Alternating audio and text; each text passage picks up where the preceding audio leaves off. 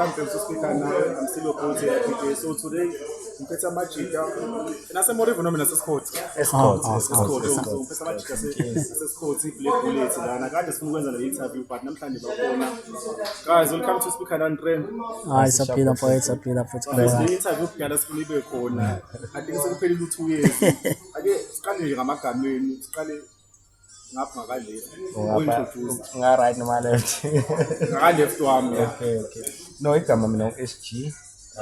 SG. Yazo SG Black Bullets abaningi ku Facebook nani ngiphathi of group ebizwa nge Black Bullets. Kodwa real name weUsilindelo kalona. Wakuphi neScott? Mina waseKholisa sibased nje la Kholisa. Lapha eMakalathi ngala. Mina nguEugene kaMagubane. Eugene kaMagubane. Alike linye. Utabuka kuphike le Escort. Ngiphuma la Escort, ngikhulele eMbesi. Ngihlala eKholisa njengamanje. Oh no, ngiseKholisa lapha eMakalathi. Silapha nje go away. So iqale nini ku-vital ku-music le isilandele ngami mhlawumbe nifome nini igroup le? Black Bullets. I think 2008. Before.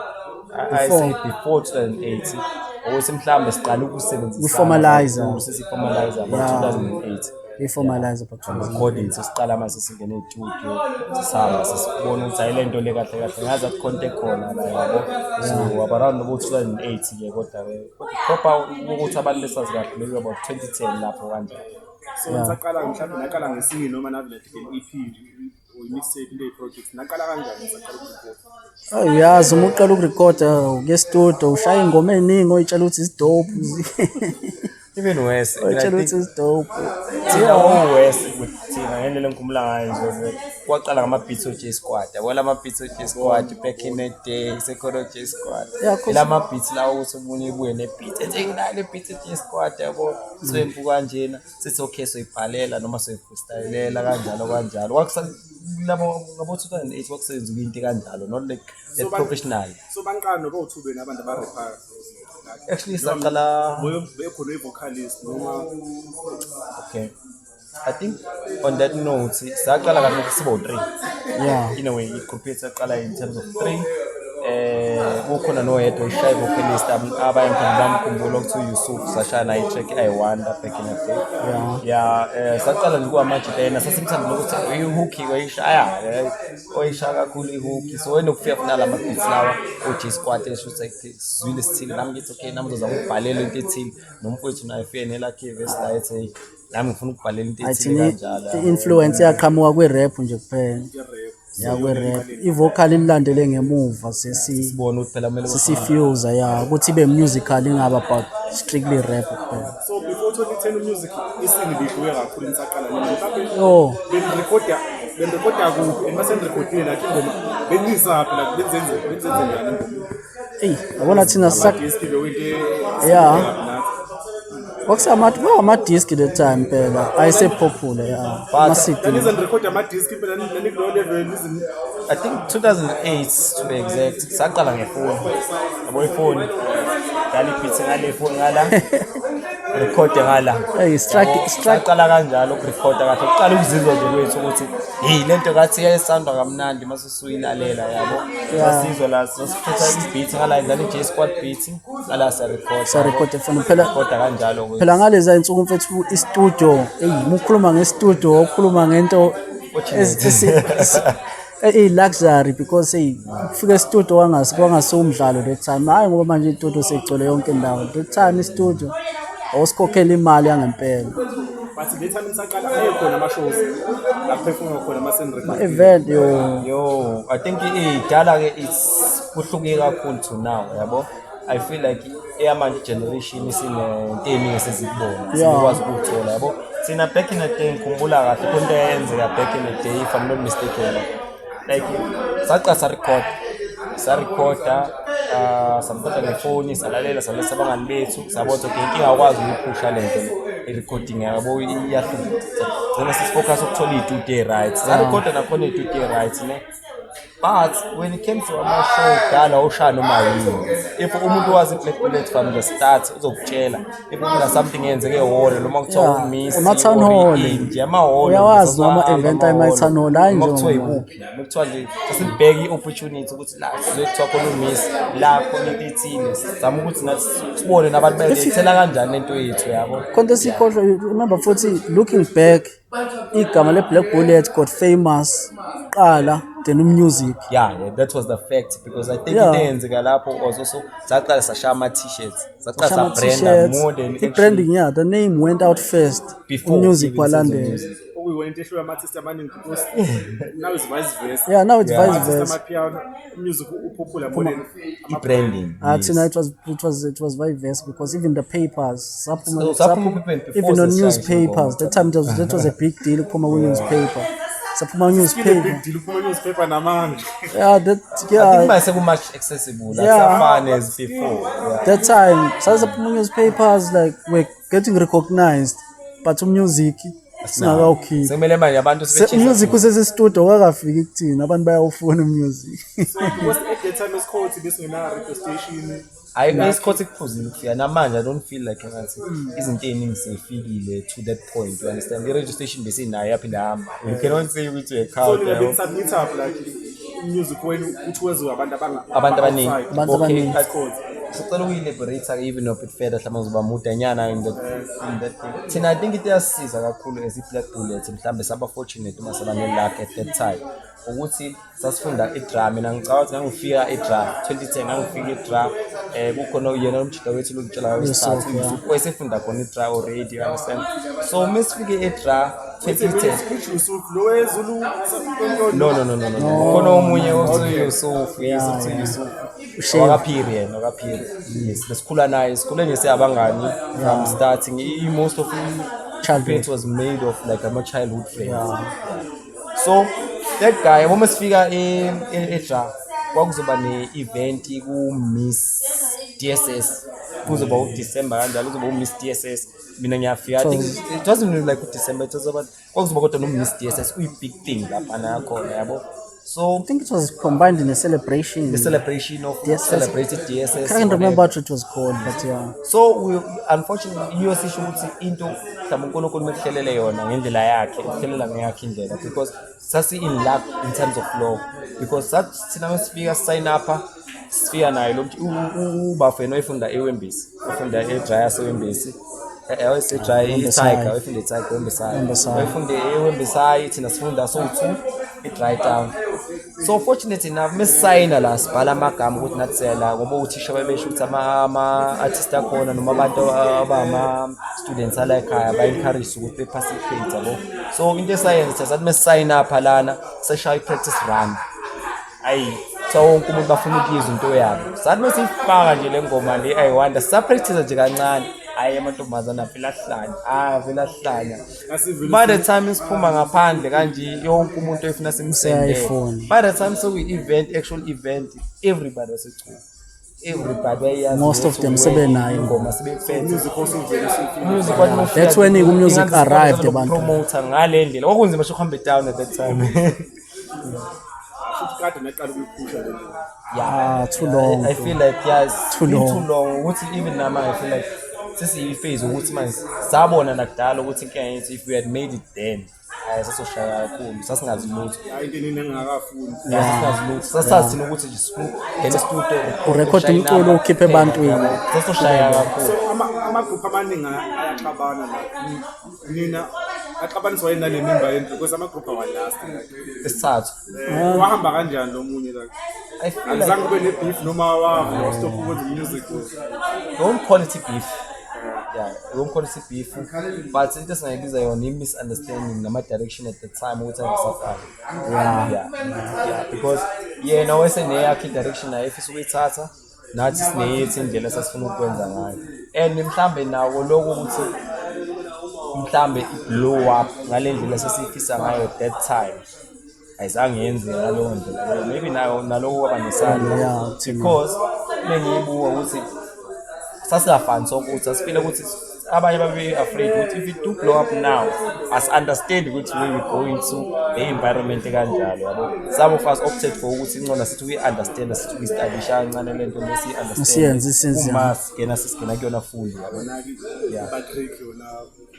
So after how many years athi ngiqala esikoleni lapho wahamba nini neGoodwin after school? Let me see, it was some blow up at 2010.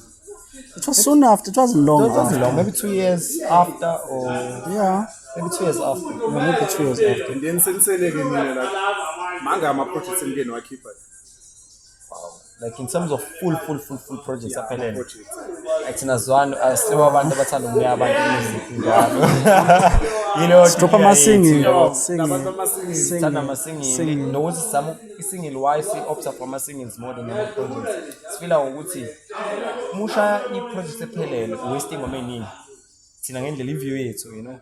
Like ungathola ukuthi umuphusha as a single ungayithola ukuthi Khona ingoma enepotential. epotential ebigger ebroader Igqitshwe ukuthi project. manje khona leyo kodwa dithanda kule project lezi ezinye ebelala Igqitshwe kuzona project. yabo. That's why sine if i-project isicishe sikhiphe sidrophe yonke ama-single Yeah. cishe ubone ukuthi yazi ngicishe ngiyazi yonke. Yeah. Don't drop one. Yes, nathi siyakwazi ukustudisha ama-supporters ethu nama-fans ethu ukuthi What okay, sound kahle kahle, esiwenzayo. yiphi sound eba-capturishayo nokuthi yiphi abafuna ukuhambisana nabo. So mangaki masephelele la khona you-1 noma you-2 after 2010. Sasinaama-track amaningi actually yazi. Ama-single noma Maningi. project. I think with Once three, and for all. maybe Khona with, le No I Wonder, the first one, it yeah, was maybe Once with 3 and for All. projects in mhlampe from. Yeah, then the Hero, and then Foxy Gang. Ama-projects aphelele la. Then with more than 3. Yeah, the Foxy Gang iphe enye ngikhohlwayo. Lega ukhona ukugcina nje kodwa before le sesikwepha kuyona manje. There was another previous one. Unfortunately ke lento yama-computer. Lento yama-computer leyo. Nehero. Ne-Hero nayo. I-Hero Maybe ikhona that. ke nayo yonke indawo. I think sayifana ku-Spotify. Projects amaningi lawa. Yeah. It's just that thina sihlezi ukuthi we always feel like we could do more, we can do better. It's our And lo artist. music wenu ama-projects wonke uyatholakala kuma-DSP man. I think if Hero, What we did, what we did because the quality back then wasn't the same as much. We took lana quality engcono, which ended up on Hero. Iwona ke etholakalayo. Wahlanganisa wonke lapho. Not really. Hero was just Projects separate. Yeah, yona but made because as ama-friends thina sayifuna even i-project yakho la uthi wena wawungekho dope because sifuna Yeah. ukuthi uqaleni. Yeah, ngiyayibona Ukuthi ukuthi abantu abafuna ukuqala beyazi ukuthi you can start here and then you can grow. Because abantu bathi uzoqala sukule level yeni sokurekhoda yonke into si-perfect. no. That's sorry to cut you. Unfortunately, that's the problem. Recorder back then, tape and CDs. CDs get CDs. It's physical. It get misplaced. Nama-beats asebenzisa amanye ayi-download. I downloaded. sizoshaya ama-beats. Awu-beatmaster ke lo, he's been like i-beats ke he's always the umuntu adekholelwa Yeah, because after seeing ukuthi it's hard to access itudio, we were like one of the few first ukuvula ezabo itudio in Escort. We made our own studio. That's when we started making a lot of music. Yeah. So music wenu ku-production wena umuntu in charge. Like in terms of ama-beats amaningi, hayi amaningi, like if you ama-projects Awe amaningi. beatmaker or a producer. I'm a producer. Can be a bro. producer, I can't yeah. be bit mode. Yeah. Because enye into engizokubalela ngayo, kukhona ama-tracks mhlambe ungathi uyafika mhlophe ne example abawazi kodwa abawazi kwi-project ethile. For example, khona enye track esasishaya back in the day okuthiwa iFantuka, you know. Sasishaya Fantuka thula ayihamba something kanjalo. Lo track leyo iyahamba as a single, but mungakutshela ukuthi indawo yafika kuzona yakuyikholwe yabo nje. Singing also do better than project. So beke lezi ngoma endlela egagasile ngifuna ukuzwa i-sound enenza ukuthi nibiza ngani ngizwe le ngani. Because ngiya-understand-anga. Nabantu abaqale ngathi nabantu be-hip hop but i-sound le ya-current. Yeah. Nenza yiphi i-sound man? I think lapho to answer it, he always answers that one. Because we are artists. Yeah. Some are artists, some are musicians. Yes, it specifically see artist ends wood. You understand? Sometimes we get in a studio, ufice beat yabo le beat lena muzu uthi uma ngashaya melody kanjena noma into efika ikhanda nazo sikhathi ukuthi okay blender kamnandi ngale sound yabo so umuntu mayilalela kusesikhathi sokuthi no le Afro pop kuyenzeka so that's why sithina we are more of ama musician or more of ama artist more than anything else yabo we do something thina pass our music or live our music or a growing culture but more specifically senza hip hop but akusho ukuthi as experiment all the time okay Eugene wathatha isikhathi esingana ukuthi ngithola feature le ka Musicaholic. Musicaholic is such a humble cool guy. It wasn't long because we reached out to him wa responder washo ukuthi uzodingana ukuthi asebenze sakuthumelela it was days it was days down to very humble guy, very professional guy.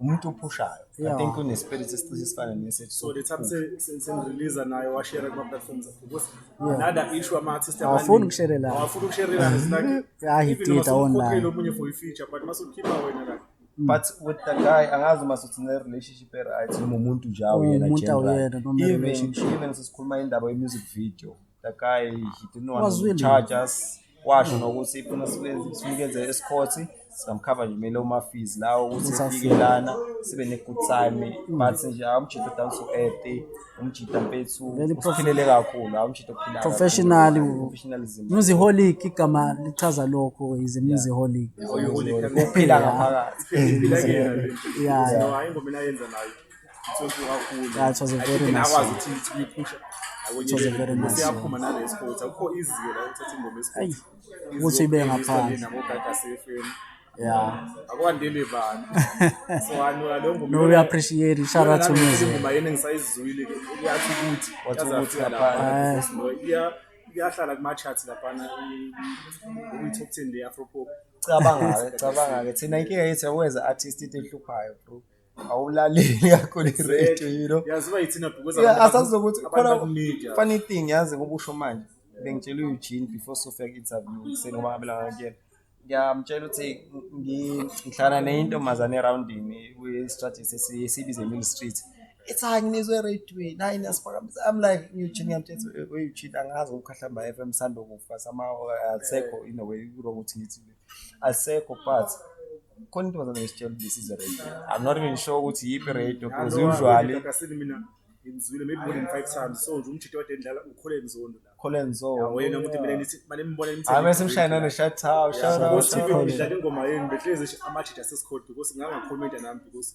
umuntu engimazi ithi amachitha angakithi lawo la ngizwa leyo ngoma la hayi ngifisa mina ngathi ngathana na event ethile ngiyala uzokuba khona la kabaso mele simthole somshaya ngilina simtshela ukuthi yazi labantu lawo ohlezi ubandlala yibo labantu ke bomhlala sikuthela noma udrink bendlala kakhulu ya show iAfro pop because bekubefore shout out to yena shout out to Mr. Colin Zondo so kakhulu siqala 2025 ike athina ama plans egroupini la I will be shocked if uthatha niyise lento yeni you'll be shocked like sina sinama plans amaningi like even before like even after Musicaholic you check a session I hope you don't mind khona ama artists sakhuluma nawo kakhulu yabo yazi Eminem Fam Eminem Fam labafana base Alex or something Bonnie B Just Peggy yes remember khona yes contract ke siyeshaya nabo ke ikhona la so perform I think 31 ube sikhona just sizobanika nje iglimpsanyana of that kind of track khona track siyeshaya nabo so impuke ayisepha awuyena ukuthi chorus uzoyizwa le track ekhona ushaya kakhulu Eminem Fam amachita ke futhi lawo akukhulu down to earth amachita sesaxhumana nawo kakhulu especially nje bona Just Peggy no Bonnie B no Sandile yabo nje lo crew yabe Eminem Fam hayi amachita down to earth isiphumile ingoma no hayi thina sinokwenza njalo sokulida 2025 so nje beniperforma perspec ngo-30 no siperforma KZN year end siperforma kuyona into la kwenye so siqala ngayo nje sibashaya nje nge small hintanyana siphinde sidlulele ngale lezi zinto abajwayele. Azobona. Ngenzeka nathi sibe khona kulo event asikabi confirm. Even better uzoyibamba live kuyizwe live. Perform late because there's another gig esifuna yathina that day so angazi bani nizoperform late because soqala ngo-10 ekuseni. Hayi kodwa doubt ukuthi bazofaka shoot ngo-10. Yeah, kodwa ke baningi abantu abakhona and ezinye sikhona man enye siyeseshano khona amajita dope ala emtshezi like singalali kuona khona amajita dope ala emtshezi mhlawumbe ngelila ngowasha nge-interview so ukhumbula from this interview ukuthi khona amajita dope umjita ethi uWingstar angazi uma ufamila nye uWingstar wala eHubheni siyeseshana i-track kakhulu based in Joburg useJoburg isikhathi esiningi noma umjita wasekhona around ngeKholita kuthiwa Adam Best shaya ke number wangakhona futhi nala into abamhlophe khona ne track eseseshaya kakhulu number lo machita lawo nawo amachita siphila nawo sisebenza nawo sazi ukuthi hayi lawa even nami siwacelile sathi ay brothers asishayine ingoma la hayi hleza best bavena ku MTV basement amaphosa kakhulu kwelawo amaphosa kakhulu ngiyabazi ngama visuals ayini wabadlala hayi shayo kodwa down to earth ungaboni umsebenzi masutshela ukuthi hayi uyaphotha hayi samitha lapho ku-Hip Hop Fest sasenze show njengoba manje sisebenzisana nawo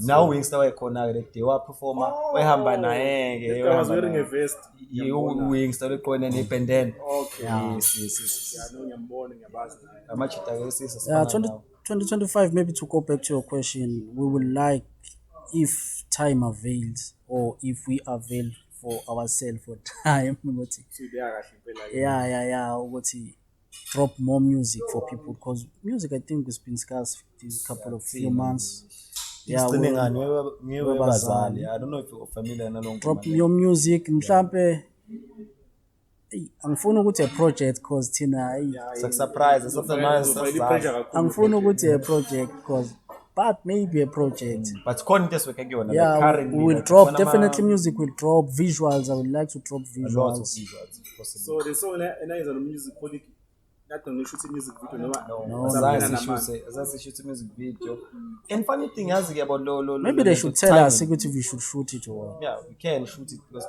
enye into yashaya at that timing mhlambe uNkulunkulu ehlela indlela yakhe it's intenzeka sasini sing to sasini works even our music colleagues sasini talks ukuthi even upon the time sasihlanze ngisho khona enye clip ekhona lapha sokhombisa later nyana sasilande khona sasiphethe STL book lapha sifaka izinto ngaphansi sayiplanela ukuthi sifuna ukuyishutha kanjani sasini the works of yona and then unfortunately ilezi zinto zo covid nani kwaqala izinto eziningi yabo wagcina nje ukuthi singasakwazanga ukuthi siphushe as we had wanted it to nokuthi sishayele video ngalendlela sesifisa ngoba i-whole plan was ukushutha la emtshezi sasifuna nje ukuthi promote our whole town isiphathe umuntu who speak out there kodwa sokwazi ukuthi that has always been our projective I'd say ukuthi do it from Escort yabo khona hlezi abantu besibuza wani ngeze eGoli wani ngeze eThekwini wani ngeze ukuthi because that's where music lies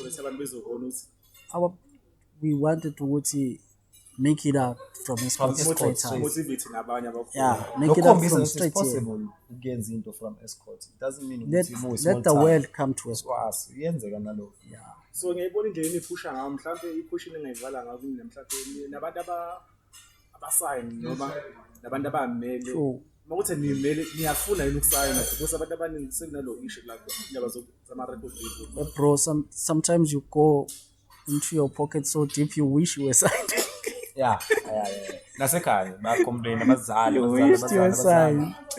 abazali bayibona lento then sometimes it works out so great you say I don't want to be signed I think in a control ungabe-signed I think you have a lot of control uba nendlela ukuthi usebenza ngayo ngendlela ofisa ngayo is it worth it like ngiyona question yami lapho no I think umele like because mina as umuntu ongalona artist mina bangibhekela ukuthi I think lokho into yokusayina ngithi mina athi ngangisheshisele lapho because izinto zami zibonakala but nina ngabanga kanjani mhlawumbe noma uphushela ube indie iyona indlela right noma yena nisebenzelayo being indie is good to a certain level ukuthi kufike a certain level being indie is good for you but if you wanna uyithatha uyibeke to that uyayidinga to be signed because ama resources are limited if you indie yeah so if kuwukuthi i-dream yethu ukuthatha ku-escort as we say ukuthi siubeke to the world,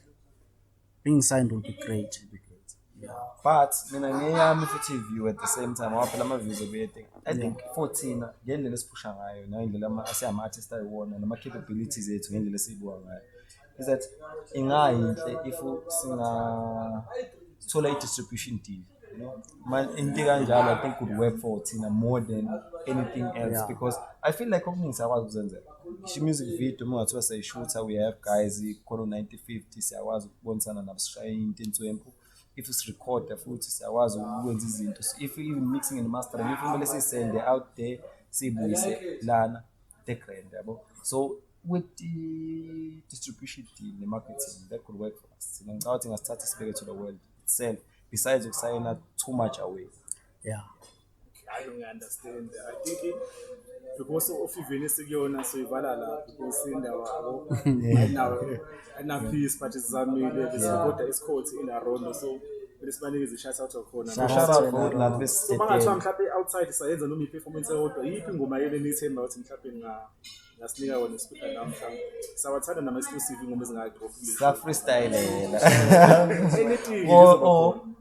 sa freestylela or iwe bazali inswephu ngendlela it's angazi umkwayizwa ingoma ekhuluma more of i-artist side of you if you are an artist yabo i-chorus yakhona ekhuluma ukuthi ngisuka lana or ngegoli or ngiyakuphi ngiyosebenzela umculo ngifuna ukuthi ngokusebenza kwami komculo ngibe something. The whole track ikhuluma ngaloko ukuthi nawe mzali icela ungidedele manje ngihambe even though I understand into yami but mina ngiyakholwa lento ngiyithemba lento ukuthi ngangibeka sebe. I think i-track ungayizwa nawe unga-understand lento in a bigger broader vision and in a more of side of understanding say artist view ukuthi wena as artist ufila kanjani. Ngizwa siva khona la. Hayi sibonga kakhulu ngesikhathi sakho nokuthi usinike nje leli thuba ukuthi uhlale nathi kanjena sibonga kakhulu.